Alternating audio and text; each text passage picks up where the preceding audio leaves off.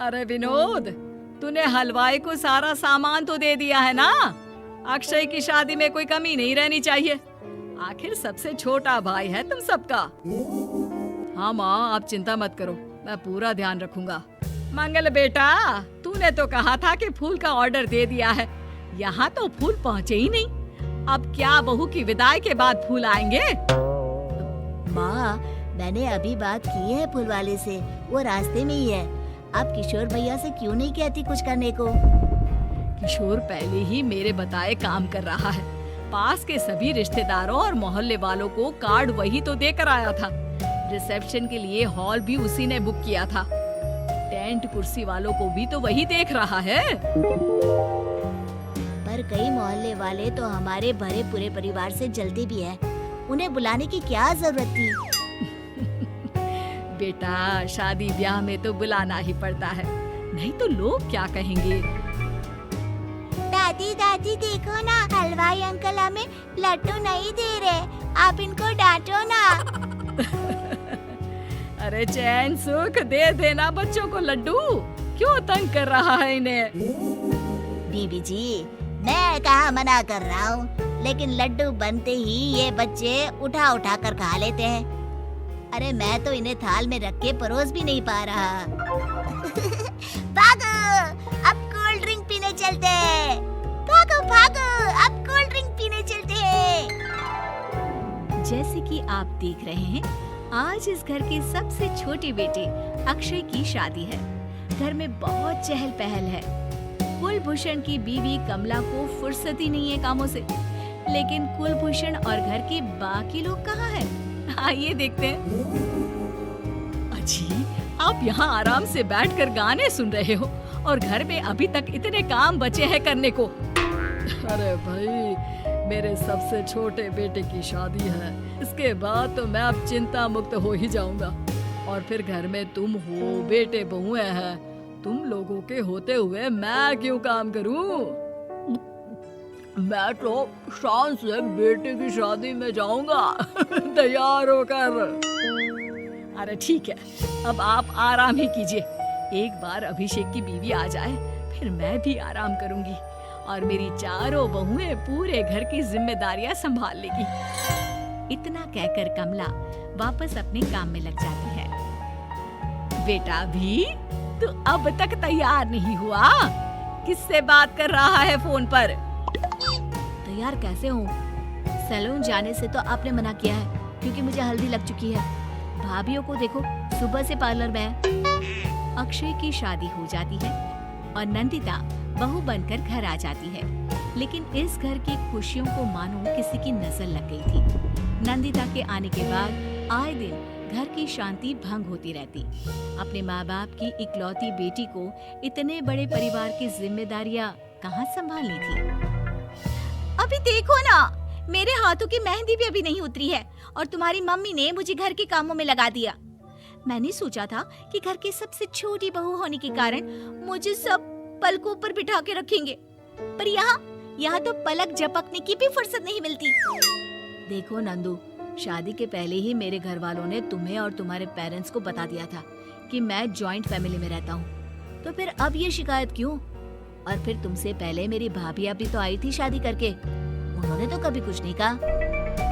नंदिता तब तो चुप हो जाती है, लेकिन ऐसा बहुत दिनों तक नहीं चलता।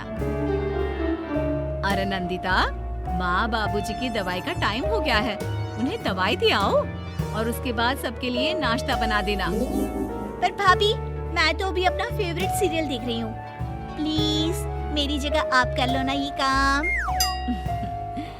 ठीक है, मैं तेरी जगह माँ बाबूजी को दवाई दे आती हूँ और नाश्ता बना लेती हूँ। तू मेरी जगह पूरे घर की डस्टिंग करके 5 बच्चों को स्कूल के लिए तैयार करके भेज देना और दोपहर का खाना बनाने के बाद कपड़े धोकर सुखा देना। उसके बाद हम दोनों मिलकर बाजार जाकर सब्जी ले आएंगे, फिर डिनर की तैयारी कर लेंगे और उसके बाद बस बस भाभी, मैं माँ बाबूजी को दवाई देकर सबके लिए नाश्ता बना देती हूँ। हे भगवान, ये कहाँ लाकर फंसा दिया मुझे। मेरे घर में तो गिनती की 8 रोटियाँ और 2 सब्जी बनती थी और नाश्ता निपट जाता था। यहाँ तो रोटियों का ढेर और सब्जियां बड़े बड़े पतीलों में बनानी पड़ती है। नाश्ता बनते बनते लंच का टाइम हो जाता है और लंच बनते बनते डिनर का। अभी मुझ में तुम्हारे पूरे परिवार का नखरा उठाने की और ताकत नहीं बची। मैं ऐसे नहीं रह सकती। तो क्या चाहती हो तुम? मुझे अलग रहना है बस। तो ठीक है, हम कल ही शिफ्ट हो जाएंगे किराए के घर में। इतना बड़ा घर होते हुए हम किराए पे क्यों रहेंगे? ना जी ना, घर में ही दीवार खड़ी करो अपने हिस्से के आगे। घर के साथ साथ घर की खुशियों में भी दीवार खींच जाती है। ऐसे ही कई महीने बीत जाते हैं और नंदिता माँ बन जाती है। बच्चे के आने से अभिषेक के कंधों पर खर्चों का बोझ आ पड़ता है। अभिषेक का बोझ कम करने के लिए नंदिता भी पार्ट टाइम जॉब कर लेती है, लेकिन इससे उसके सर पर नौकरी, घर और बच्चे की जिम्मेदारी बढ़ जाती है। नंदिता, ये क्या है?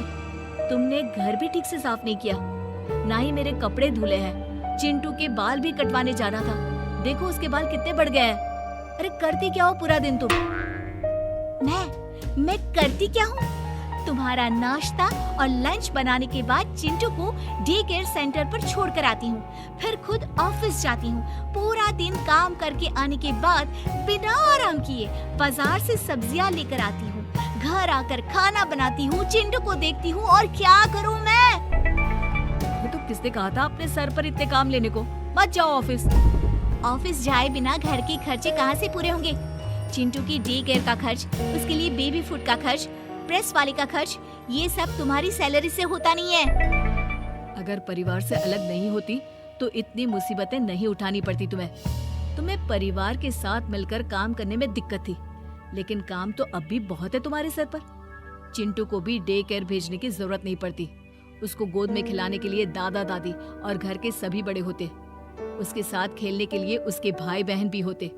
मेरे तीनों बड़े भाइयों के बच्चे भी बड़े हुए हैं, लेकिन बिना महंगा बेबी फूड खाए, क्योंकि मेरी माँ और भाभियाँ बहुत अच्छे से जानती है कि बच्चे को क्या खिलाना चाहिए। बिजली के बिल जैसे खर्चे भी सब मिलकर बांट लेते थे, लेकिन तुम्हें तो सबसे अलग रहने में ही मजा आता है। तो अब शिकायत क्यों करती हो? बस करो अभिषेक, बस करो।